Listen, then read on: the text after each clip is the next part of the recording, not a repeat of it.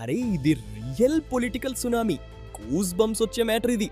అసలు ఎవ్వడైనా ఊహించాడా? సినిమా తెర మీద మెరిసిన దళపతి విజయ్ ఇప్పుడు అసెంబ్లీలో అడుగుపెట్టాడు. సూపర్ స్టార్ నుండి సీఎం వరకు జర్నీ ఇది.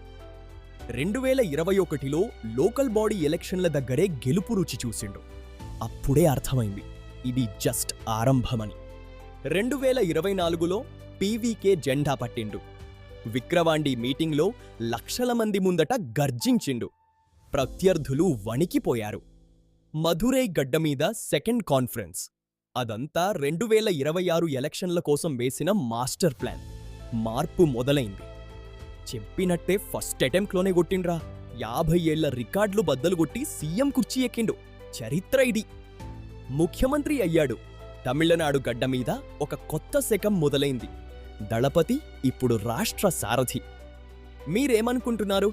ఇది దళపతి పవరా లేక జనం పవరా? కింద కామెంట్ చేయండి. ఆగు,